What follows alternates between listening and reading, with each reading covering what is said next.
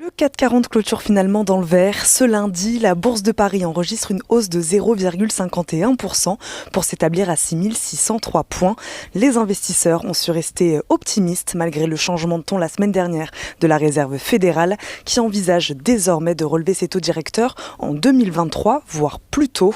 Ils ont également su faire fi des propos du président de la Réserve fédérale de Saint-Louis en fin de semaine qui avait eux aussi semé le doute.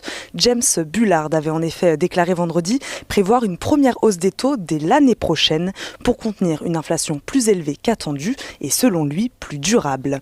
Dans ce contexte, les investisseurs suivront avec attention les interventions de plusieurs responsables de la Fed, dont celle du président Jérôme Powell demain.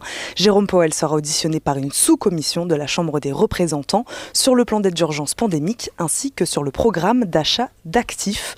Pour l'instant, il n'a esquissé aucun calendrier pour une réduction progressive du soutien monétaire.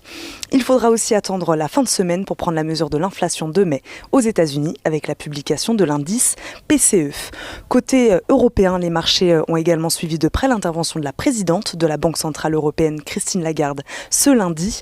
Ce n'est pas le moment de relever les taux, a-t-elle déclaré. Du côté des valeurs, aujourd'hui, Michelin s'impose très largement en tête du CAC avec plus 4,76% à la clôture. On a suivi également Vivendi. Le groupe a finalement signé un accord avec Véhicule d'investissement d'une société du financier américain Bill Ackman pour la vente de 10% du capital d'Universal Music Group. Montant de l'opération, 3,5 milliards de dollars. Le groupe français veut tirer le maximum de la valeur d'UMG via un processus d'introduction en bourse qui verra Vivendi distribuer 60% du capital de sa filiale à ses actionnaires actuels.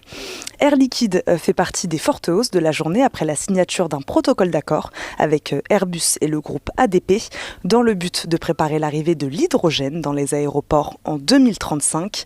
Dans le même temps, ce lundi, Airbus annonce la nomination de Catherine Gestin au poste de directrice de la gestion des systèmes d'information et du numérique et en tant que membre du comité exécutif du groupe d'aéronautique à compter du 1er juillet.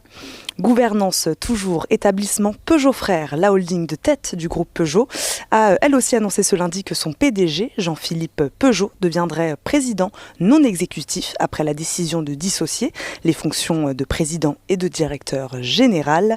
Enfin, le groupe Renault et Bosch Automotive Service Solutions ont annoncé aujourd'hui un partenariat autour d'ADT, un outil de diagnostic de réparation automobile de nouvelle génération.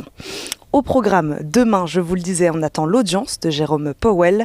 Les investisseurs regarderont également avec attention l'indice de confiance des consommateurs en zone euro.